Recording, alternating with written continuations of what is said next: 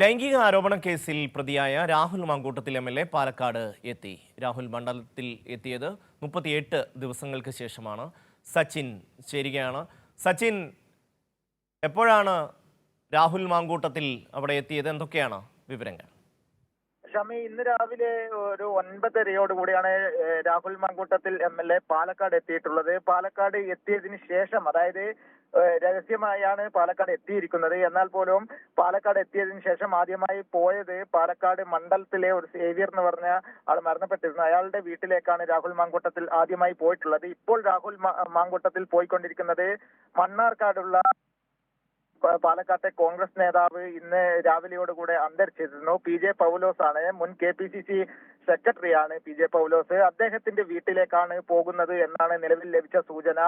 ഇപ്പോൾ ഏകദേശം ഒലവക്കോട്, അതായത് പാലക്കാട് നിന്നും ഒലവക്കോട് റെയിൽവേ സ്റ്റേഷൻ ഒക്കെ പിന്നിട്ടുകൊണ്ട് പുതുപ്പരിയാരം ഭാഗത്തേക്കാണ് ഇപ്പോൾ കാർ പോയിക്കൊണ്ടിരിക്കുന്നത്.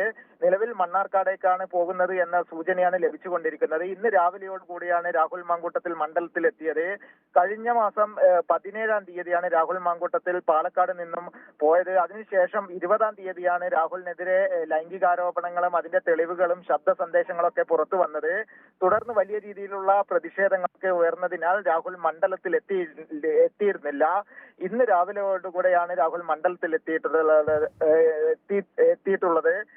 വലിയ രീതിയിലുള്ള കനത്ത സുരക്ഷ തന്നെയാണ് പോലീസ് പാലക്കാട് മണ്ഡലത്തിലും ഏർപ്പെടുത്തിയിട്ടുള്ളത്. കാരണം പാലക്കാട് മണ്ഡലത്തിൽ DYFI, SFI അടക്കമുള്ള യുവജന സംഘടനകളുടെ നേതൃത്വത്തിൽ രാഹുലിനെതിരെ പ്രതിഷേധമുണ്ടാകുമെന്ന് നേരത്തെ തന്നെ പ്രഖ്യാപിച്ചിരുന്നു. BJPയും പ്രതിഷേധമുണ്ടാകുമെന്ന് പ്രഖ്യാപിച്ചിരുന്നു. അതിനാൽ തന്നെ വലിയ രീതിയിലുള്ള കനത്ത സുരക്ഷാ സന്നാഹങ്ങളാണ് പാലക്കാട് മണ്ഡലത്തിൽ MLA ഓഫീസിലും പരിസരത്തുമൊക്കെ ഏർപ്പെടുത്തിയിട്ടുള്ളത്. ഇപ്പോൾ രാഹുൽ മണ്ണാർക്കാടേക്കാണ് പോകുന്നത് എന്നാണ് നിലവിൽ ലഭിച്ചിട്ടുള്ള സൂചന. ഷമ്മി, സച്ചിൻ, ഈ രാഹുൽ മാങ്കൂട്ടത്തിന് അവിടെ പൊതുപരിപാടികൾ, സർക്കാർ പരിപാടികൾ അങ്ങനെ എന്തെങ്കിലും ഉണ്ടോ?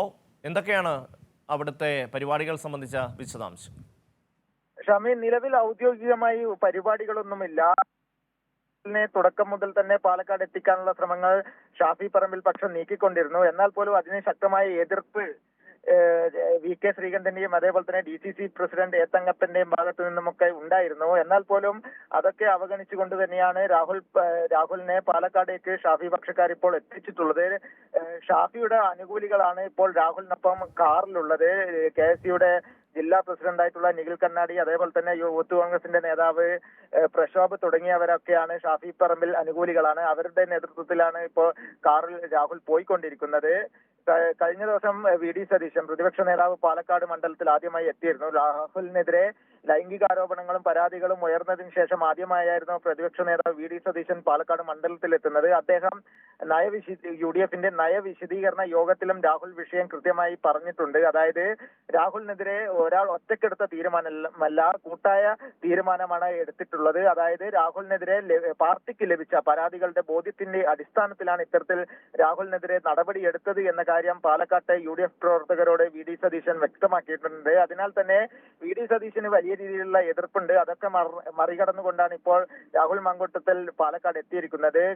മുൻ പ്രതിപക്ഷ നേതാവ് രമേശ് ചെന്നിത്തല ഇന്ന് പാലക്കാട് ജില്ലയിലുണ്ട്. അദ്ദേഹവും രാഹുൽ വിഷയത്തിൽ നിന്നും ഒഴിഞ്ഞു മാറുന്നത്. അതിനാൽ തന്നെ രാഹുലിന് ഇനി കോൺഗ്രസിന്റെ സംരക്ഷണം ഉണ്ടാകുമോ, യൂത്ത് കോൺഗ്രസിന്റെ സംരക്ഷണം കാണേണ്ടതുണ്ട്. കാരണം ഷാഫി പക്ഷത്തെ ചില നേതാക്കൾ മാത്രമാണ് ഇപ്പോൾ രാഹുലിനൊപ്പം ഒപ്പമുള്ളത്. ഷമ്മി.